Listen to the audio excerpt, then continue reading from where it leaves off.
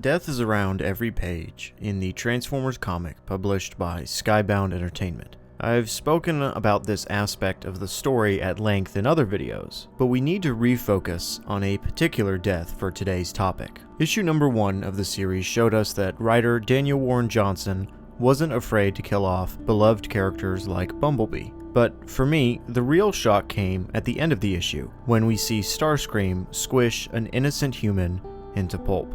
At first, I was disgusted, and then I realized that Johnson was showing me the power that the Transformers had on Earth. But eventually, I was heartbroken when it was revealed that this seemingly lesser important character was in fact Carly's father.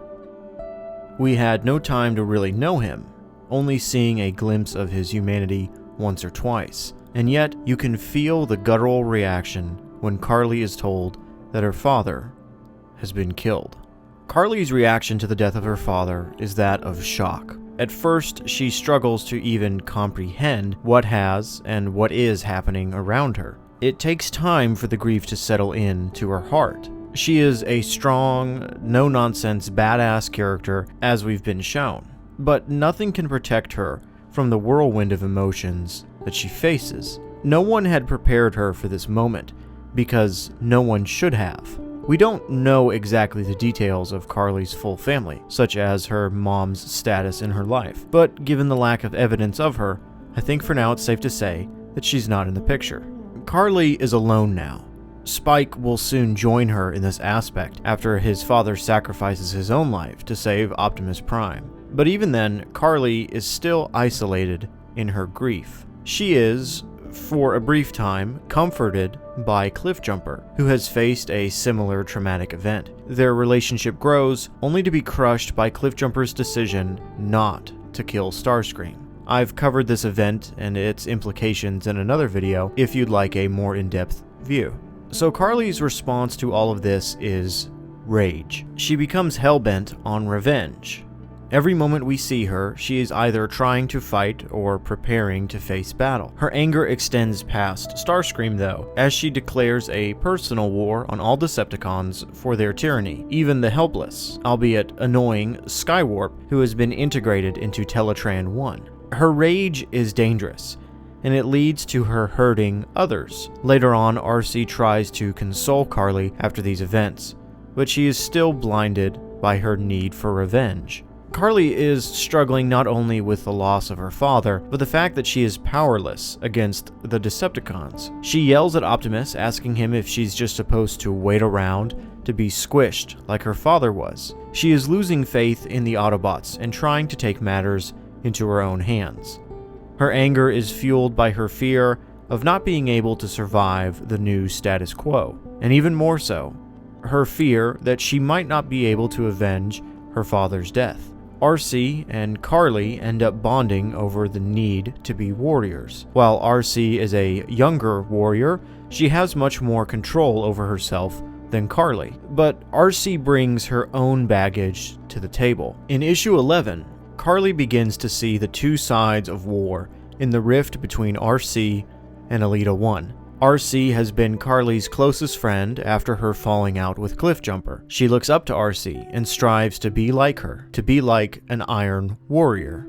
But Elita 1 brings these ideas into conflict. Arcee is branded a coward for leaving Cybertron behind and lashes out at what has been done to her mentor, Ultra Magnus. Arcee has suddenly switched sides. She no longer is the composed, honorable warrior that will do what must be done. Now she is a vengeful agent of violence, hellbent on revenge. It was becoming clear to Carly that her need for revenge was slowly corroding her own being. Arcee had helped her to see this.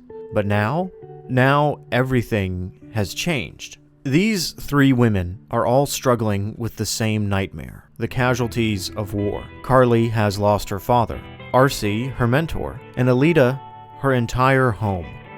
Elita's response to this loss is to become even more hardened in life and leave behind any weaknesses. Arcee's struggle to keep her composure at the sight of Ultra Magnus's body leads her to arm up and declare war on those animals, as she names them. But Carly, as ready as ever to fight, is unsure of what's going on. Her goal remains unchanged, to save her friend and fight back against her father's murderer. But in a twist, she learns her final lesson from Arcee, albeit not in the way she anticipated. Revenge and justice are not the same. One is fueled by rage, and the other is fueled by the need to set things right. Both may have the same outcome on the recipient, but the deliverer of such actions will be changed forever depending on the path that they choose. Rage is a virus, and it is consuming everyone around Carly. It is corroding the hearts and minds of the heroes that she wants to look up to. It's taking everything away from her.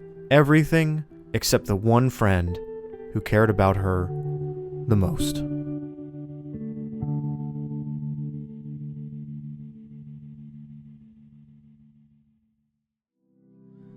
Hey everybody, this video was definitely a struggle to write. I had originally written a script strictly just for Carly, just a video 100% about Carly, and I actually really enjoyed the script, but I didn't feel like it quite fit given now what we've learned throughout the series. I probably wrote it back when maybe issue 7 had just released. And so a lot has happened, not just with Carly, but with Arcee, and then the introduction of Alita, and so I kind of felt that that script needed to be either completely tossed out or reworked. And so I put a poll up on the channel and asked about, hey, who would you like to hear about, Alita, Arcee, or Carly, or all three in one video? And I kind of thought, well, people probably aren't going to choose all three in one video. That's kind of a lot. And sure enough, that's what you guys chose. But that's okay, because I think that these three female characters have a lot in common. You know, each of them have gone through these horrible aspects of war, and they've lost somebody obviously very close to them. I think Alita probably strays the furthest from this, but I do think that the three of them are kind of interconnected in this story. There was a comment on that community post that perhaps Alita's story arc really hasn't fully developed yet, and I do agree. That's why this video is not just on her. But I do think that the comparisons between Carly and Arcee can be made, but they can't be made without talking about Alita as well. You know, Carly is this young character who has not been in war, who has not experienced this, and yet she's ready to dive in. She's ready to attack. She's full of rage. She's ready to kill at a moment's notice. And then you have Arcee, who has been through that phase in her life, who has been through war and has realized, hey, there's a lot more to war than just killing the bad guy, you know, than just going out guns a-blazing. And you have to be, as the comic describes it, an iron warrior. And so Arcee kind of becomes this mentor figure to Carly, both figuratively and literally in the comic. And she's this kind of put up on this pedestal to be, hey, this is what you should be like, Carly. This is the type of warrior that you should be, you know, calm, collected.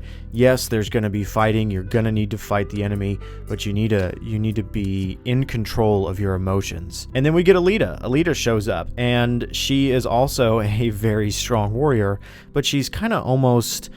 she's taken this in a different way. I wouldn't technically call her brash or inexperienced, but she is so hardened by war, and she is so vengeful and so rage-fueled by everything that's happened to her people and to her planet and so many other aspects that she just kind of comes in and messes everything up. And so it's really interesting to watch as Carly looks up to Arcee as, hey, you know, maybe this person is right. Maybe rage should not be the thing that fuels me and drives me in battle. And then Alita comes in and kind of messes that up. And then we see that when push comes to shove, Arcee almost kind of reverts back into this way of, well, they're animals, I'm just going to slaughter them. And all of a sudden, Carly is now maybe not the most mature character amongst these three women, but she's the one that has this idea of, hey, maybe rage is not the answer. Rage is a powerful tool, obviously, you know, and there's a lot more discussion that could be had on revenge versus justice. But I do think that those questions are brought up in this, that Carly has kind of gone from this just blinded by revenge character to now almost kind of the voice of reason. But I'm definitely looking forward to all of those aspects as the comic continues. Let me know what you guys think down in the comment section below. And as always, thanks for watching, and I'll see you guys on the next one.